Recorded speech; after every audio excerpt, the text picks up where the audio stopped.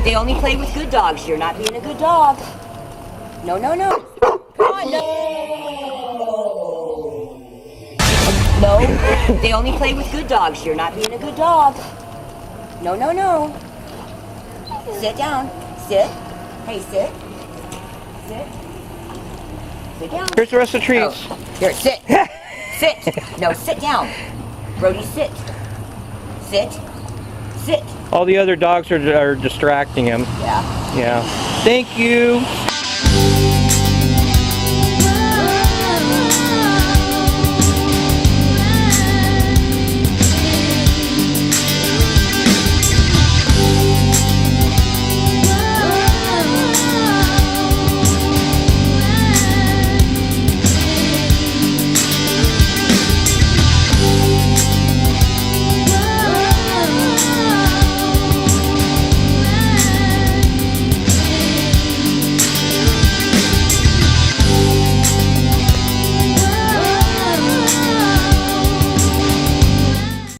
This is my friend Steve, who is him and his wife Jeannie, who's been married forever. They have this wonderful group called Second Chance, and this video is about encouraging others to volunteer in their local community to learn how to lose themselves in the service of others. And I'm going to just leave it up to Steve to tell you what he does and whatever he wants to say about volunteering.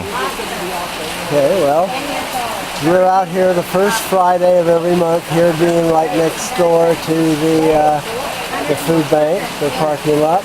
Usually we're not in a tent like this, but it's raining cats and dogs today, so we're confined under here.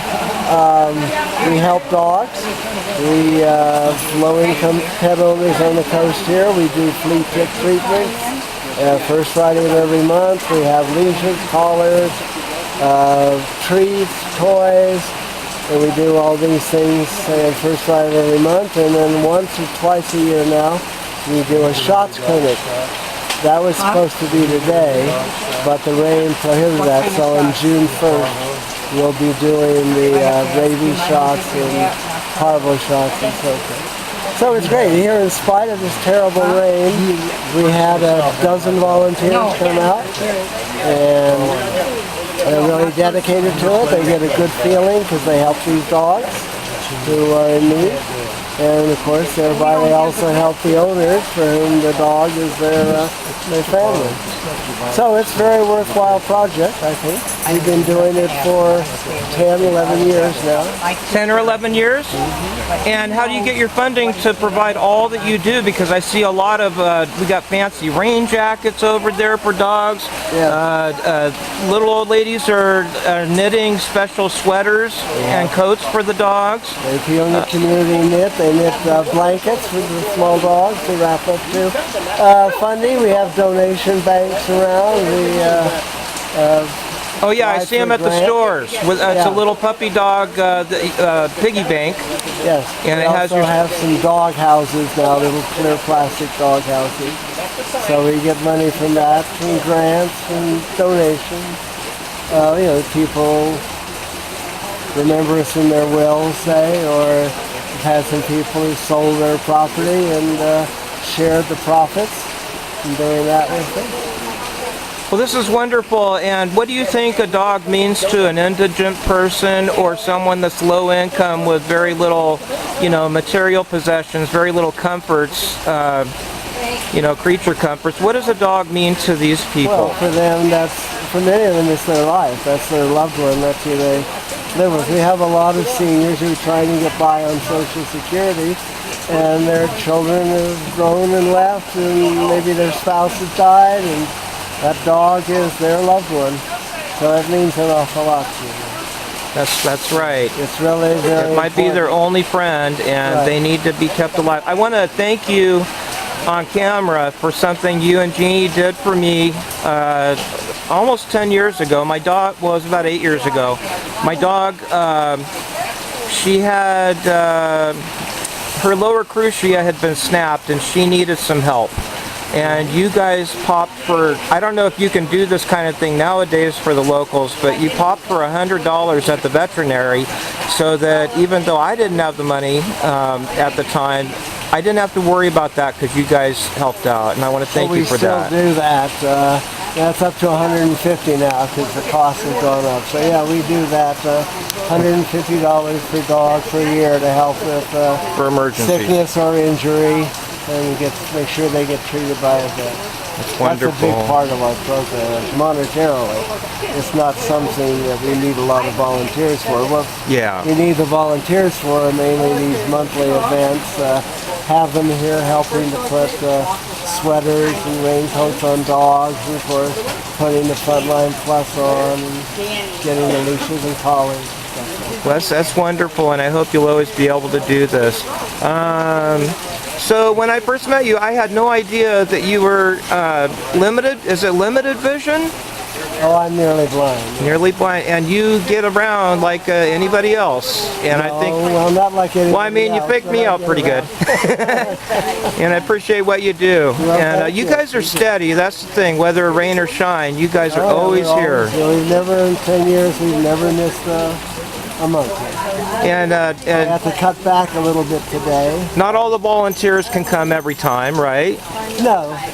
But we have a very dedicated group. Ray here, been with us these whole 10 years. I see how many turned out. Yeah.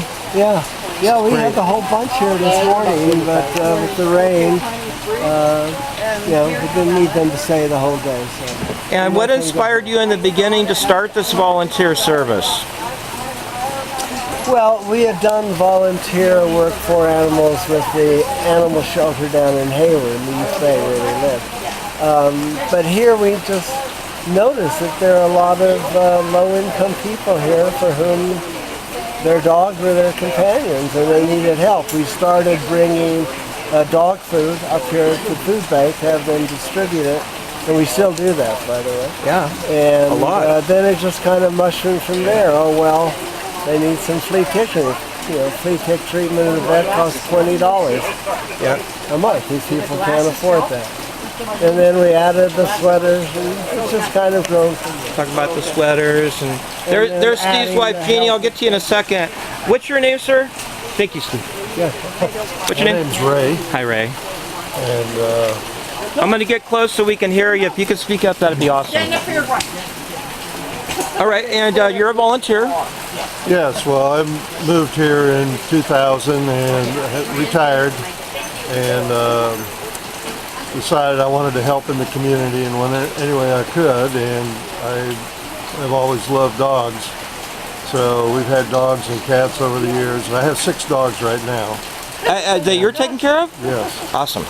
So my wife and I both volunteered with animal help and have done so for several years. So, with the shelter? With the shelter, we helped out at the shelter, and we've been helping Steve and Jeannie. And we even had an organization for a while, but it kind of fell apart. Can I ask you, how has your life improved since you started volunteering?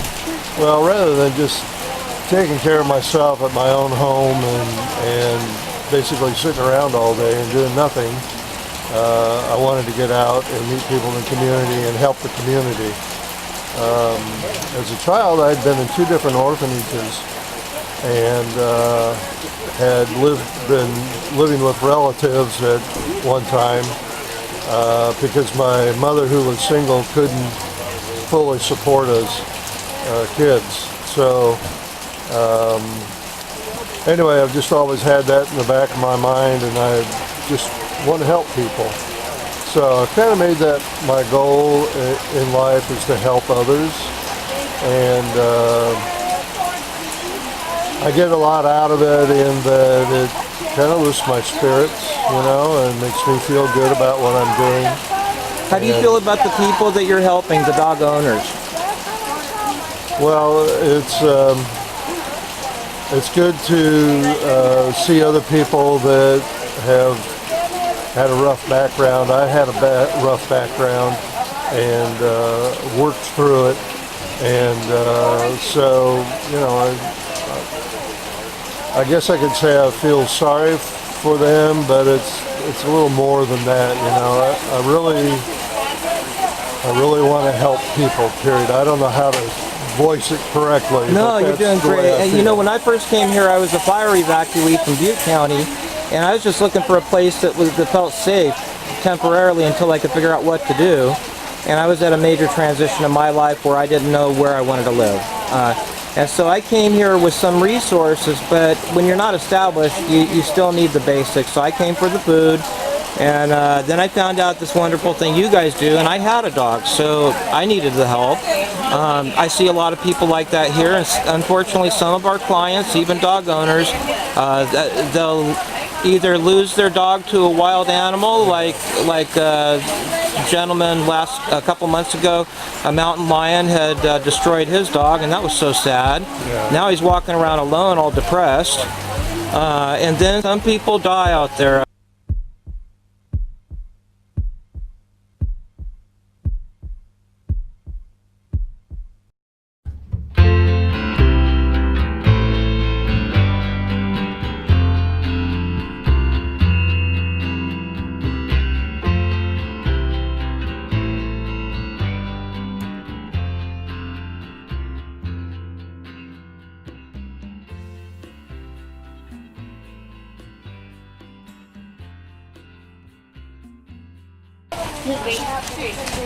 Jeannie, you're a sweetheart, and you always take time for every client. Nobody gets turned away. And like I was thanking your husband, Steve, you guys helped me 8 years ago with my dog, Xena. She had broken her snapped her lower crucia in her knee, and she needed pain relief. She was in agony, and of course, you guys said yes and helped me out with a voucher to go to the veterinary clinic. Steve says you're still doing that. You give even more funds available, you know, for the local people in emergencies. But you're doing so much practical stuff here every month. And Steve's already explained about the shots and the blankets and the toys and the treats and the food. What would you say to people that are shut-ins right now that are physically able to do something in helping their local community for volunteering, whether it be for animals or what have you? How would you encourage them? Everybody needs volunteers. We really need them. And we would let you start at a small task and work your way up. And you shouldn't be afraid to come because we welcome them. We show them what to do and they repeat the same thing. And then as we're sure that they know how to do that, we send them up to the next one. I had started a grooming program at the shelter and we took people in. First of all, we did a lot of work in Hayward. We worked in Hayward since 19... At the homeless shelter? At the shelter, yes. And we would take people that wanted to groom and give the dogs a bath. And we started out, they brushed the dogs, they walked the dogs before we bathed them, and they got out of their shell meeting a lot of other people. Then they found out that the people they work with are not so different than they are, because they alone too wanted to get out and meet people, but they're too shy. And so once they got out and started meeting people and seeing the people had the same problems they did, they began to feel more at ease, and then they started talking more and volunteering, and we could always use them. There's always something to do. Never too many volunteers. No, never too many volunteers. Like right now we have sweaters that need to be folded because the people go through and try to find the sweater. Now I see that a lot of these are handmade sweaters for the dogs. Who makes these things? We buy some of them, and then some of the volunteers, or they know people that do knit sweaters, they've offered to do the sweaters. Can you show me the products that you guys give out for free? Just a minute. Yeah. Sweaters were knitted by a volunteer. She sits and watches television, and to keep her fingers going, she knits these beautiful sweaters. So even if you're homebound, there's a way you can help. Oh, good God, yes. And we have blankets that people knit. Just a second, I can get you a blanket. Yeah, that'd be great. We have a blanket. I like these. These are, hi Carol, can I put you on camera? Is that okay? No. Okay. You're my best friend. Well, one of my best. Those are raincoats. All right. We This is fancy. You're giving this out for the dogs. Yeah, sometimes we find sweaters, leashes, collars, or raincoats, and we buy them, and which fits in perfect for the today's weather. Yeah. And anyway, we can always use help. There's so many organizations in town here that need help, that if people would just call these organizations. And we're a small town. Yes. 7,000 people. Ask if they can use help, whatever it is, and then just get your foot in the door, and once you work a few hours, you become more at ease. And when I first started at the food bank 5 years ago, they had me bagging up dog food, the dog food that you guys donate. And I thought, well, gosh, I'd like to do something bigger and better. But I did that for a while, and I realized we go through a ton of dog food, and the clients always appreciate it. And we've never run out ever. Yeah, you guys keep it flowing. What else? Other products that you give out for free? We have toys. We have toys. People bring toys that their dogs no longer need, or they find toys in a store that do not cost a lot. They bring them, and we hand them out. We have a table with all the toys on, and the people can take what toy. And it's so fun to play Santa Claus, giving stuff out to people. They sure appreciate it, don't they? And then we got, what, leashes over here? We've got leashes, harnesses. You might want to. This is their storage, facility. They're a regular thing here, so they're established, and 10 or 11 years now, you and Steve, and the group? Yes. Okay. We started small because we couldn't afford everything. So it's just you and Steve in the beginning? Yes, yes. And then we got more of these volunteers. How did they find out about you guys? We meet people, we go out and talk in the community. If they like animals, I try to bring them in, because you get your hands-on with the dogs by putting sweaters, leashes, collars on. And we're very careful when the people come to make sure the dogs are friendly. Gentle with the animals, I've noticed too. Very gentle with the animals. And we get sometimes there's as many as, I would say, 30 or 40 dogs in this small parking lot area, and yet no incident. We have frontline day, clinic day, which we get shots free of charge. They say what kind of shots they need, and we average about almost 200 dogs in 4 hours. In 4 hours. How many clients come to you in a day, normally? Oh, I don't know. I know that's a busy day. Maybe almost about 100, 125. And except today when it's raining. Are they all clients of the food bank? Well, they're supposed to be clients of the food bank in order to get this stuff free. But you have been... We don't check. Yeah. See, you make people very comfortable. Everything's easy accessible. That's awesome. And you guys work together really well.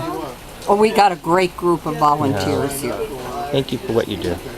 Well, we could always use volunteers in not only our organization, but so many other dog organizations. Do you have a contact number you would like to put online right now?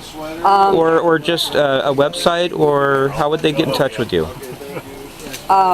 964-7770, and Steve will answer the phone. Once again, with the area code? 707-964-7770. All right, God bless you, Jeannie. Thank you. Well, God bless you for helping us. All right. What are these things?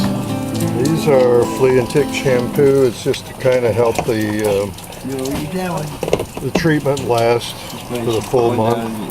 The frontline treatments? And the frontline treatments, yeah. This is flea and tick shampoo. And I've tried it. It's very nice. Yeah. On my dogs. Yeah, that stuff works pretty good. Your 6 dogs? Yes. Actually, I only tried it on one of the 6s, the little dachshund. She has kind of a itch problem, so I was trying to help her out a little bit. So, 10, 20, 30. Right. And to help pack up.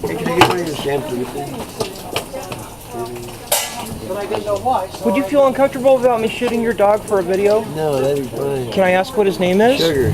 Sugar? Her name. Oh, hi, Sugar. Oh, you're a sweetheart. Oh, look at you. What kind of dog is Sugar? She's mostly lab with Weimaraner. Lab and Rhinewiner? Yeah, Sugar. Sugar, hi. Sit down. Hi, baby. Down. What's your name again? Daniel. I go by DJ. DJ. Yeah. Oh, she's all wet. Yeah. How about, did you see if they got a sweater for her? Yeah, they're getting one. Awesome. I'm going to test this one, but I think it's too small. Sugar, look at DJ. Hey. Hey, come here. Here, we probably might stand back. It's hard for the dogs to come out in the There rain. you go. No, she loves the water. She goes to the beach and goes out in the water swimming. Sugar. Hey. Oh. Sit. Hey, look pretty. Hey, come here. There's all these different smells from all the other animals. Yeah. Hey, Don.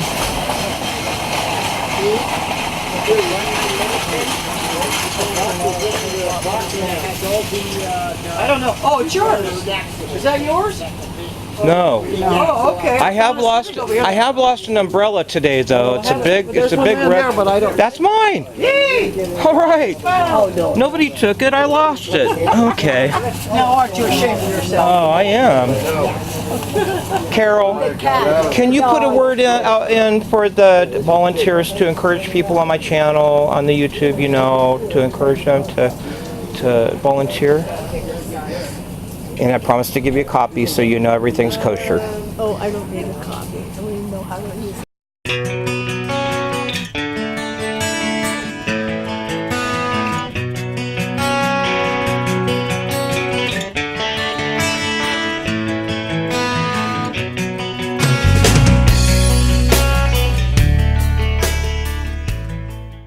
Can I tell everybody how I met you? Yes.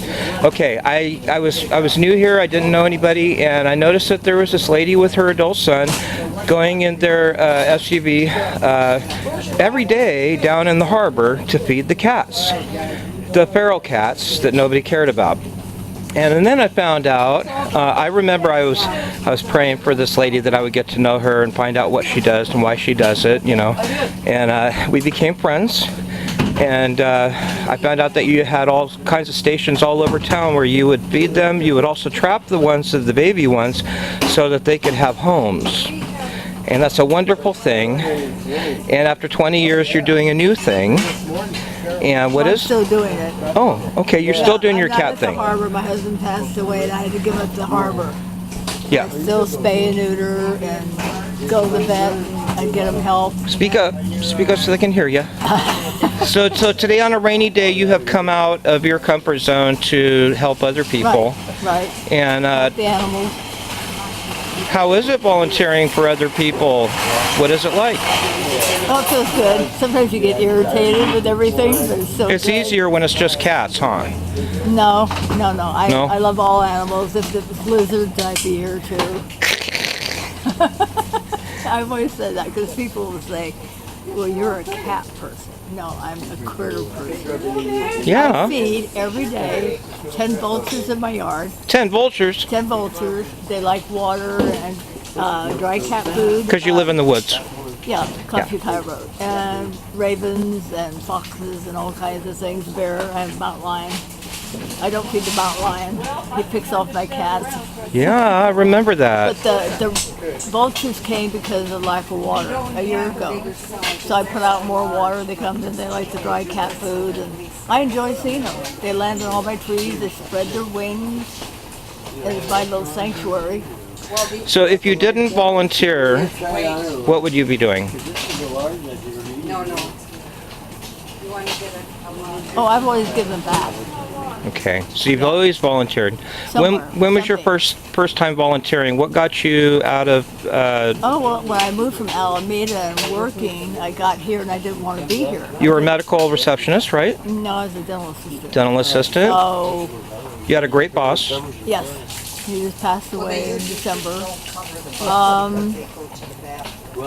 Yeah, that's always been my thing. But before my time was taken up with raising kids and a grumpy husband, and you know, so I came here and I had time to do something. Do you have any idle time anymore? No, because I've slowed up, so I have a hard time getting out. So this is a good activity. What do you like most about helping with Second Chance? What do you like to do? Well, I go out and feed my cats every night. Yeah, Fort but Bragg. for second chance, what do you like to do the most? Signing people up, or Oh, that's fine. I like dressing the dog, matching up their fur with sweaters and jackets and things. so they get color coordinated outfits? Is that it? Sometimes, yeah, I can do that. Other times I can't. Well, thank you so much for what you do. Anything else you want to share with people that haven't ever volunteered before that maybe get out could? and do it and enjoy the people, and everybody's good to hang out with. Right. People need people, right? Right. That's right. I agree. Yeah. Thank you. Stay home. I'm going nowhere. All right. God bless you. Bless you too. Thank you. Hey Janice, this is Daniel with the Have No Fear channel, and we've been talking to Jeannie and Steve and others about why it's good to volunteer. Life is rough for most of us. For many of us, we have a hard time with our personal struggles, but when we get out of our shell and go to serve others, we forget about ourselves, and that's a wonderful thing. You were telling me a few minutes ago about different things that you like to do to volunteer. One of them is Second Chance, but just about volunteering, why would you encourage others to do the same as you're doing? If you're helping somebody, and Second Chance is helping love dogs, and I do love dogs, so it's nice to see that people take care of them properly, and I'm helping with that. I also belong to the garden club, so I do a lot of work with that. And What do you do at the garden club? What do they do? we have meetings. Okay. We for scholarships. We donate quite a bit of money to that from we raise. In fact, we're having a plant sale coming up shortly, and that's where the money will go. It will go for scholarships. And it's just a So nice there's bunch of education? ladies that we love gardening. Okay. And I love my yard. That's where I spend most of my time, other when I'm not helping. Yeah, when it's not raining, there's a lot of gardening to do in Mendocino County. Well, right now, I wish that I had turned some of my pots over because this rain we had today, they're going to be floating. So you're using your retirement years very wisely, staying busy helping other people. What's the other thing you do? Second Chance, the botanical thing, or the garden club, and what was the other thing? My memories.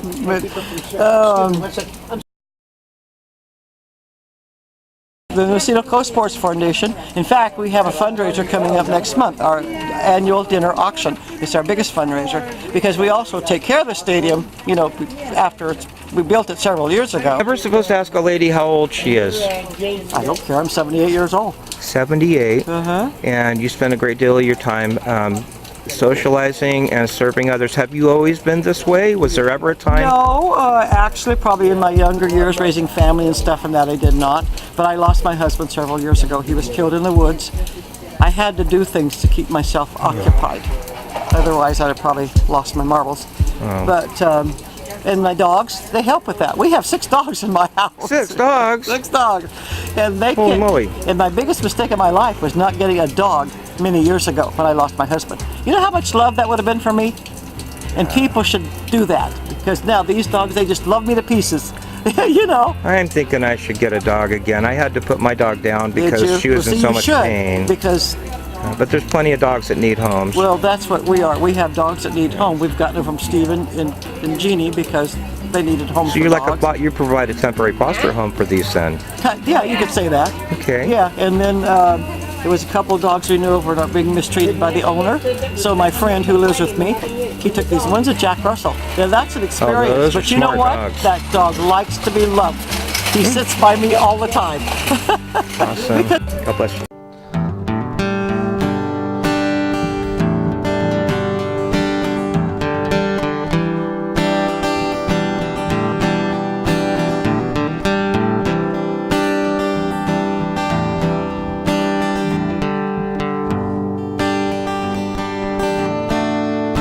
Now is the time.